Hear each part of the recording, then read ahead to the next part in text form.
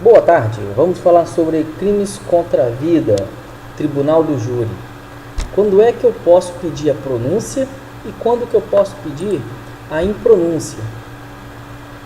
Eu peço a pronúncia nos termos do artigo 413, que diz: o juiz fundamentadamente pronunciará o acusado, se convencendo da materialidade do fato e da existência de indícios suficientes de autoria ou de participação.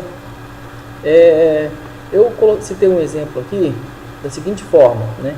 Eu tenho um cliente, ele, em legítima defesa, ele matou uma pessoa. Foi juntado no processo um laudo dizendo que na data dos fatos, meu cliente sofria de problemas de cabeça.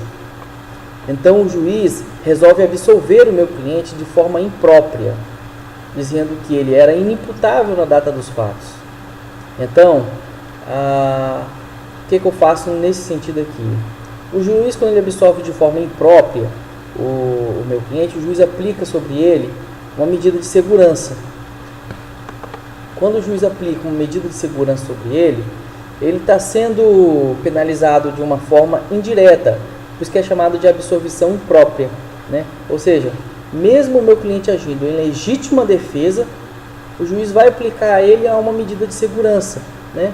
Quando diz lá quando fala a respeito das penas dos inimputáveis, é aplicado para eles a medida de segurança, né?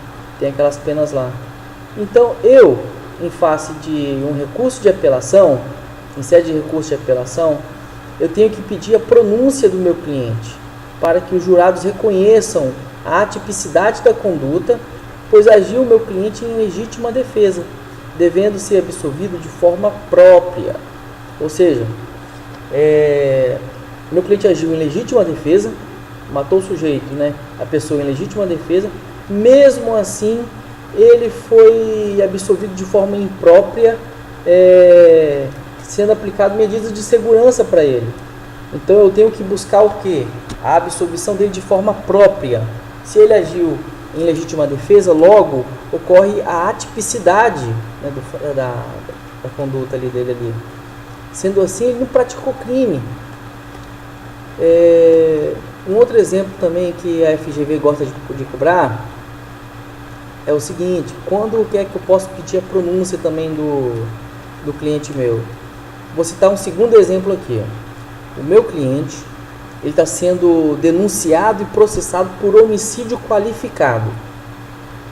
Quando o meu cliente está sendo denunciado e processado por homicídio qualificado, nas minhas teses eu tenho que pedir o afastamento da qualificadora, seja ela qual for. Quando eu peço esse afastamento da qualificadora, logo, te retirando a qualificadora, ficaria o homicídio simples. Sendo assim, eu peço a pronúncia do meu cliente para que seja reconhecido ou desclassificado para o homicídio simples. Então tá aí, dois exemplos de qual é o momento que eu peço a pronúncia. No segundo ponto aqui, nós temos quando que eu peço a impronúncia.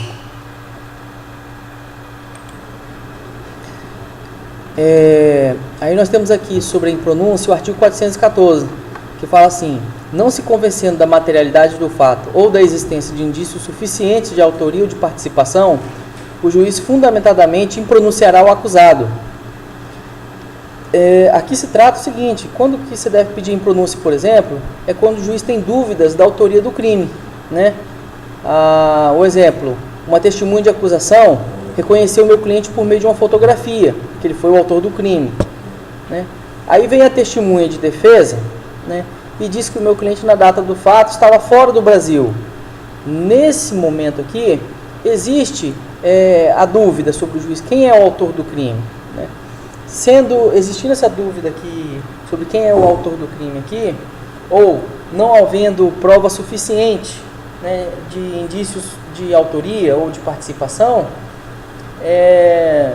o juiz deve pronunciar o acusado na forma do artigo 414.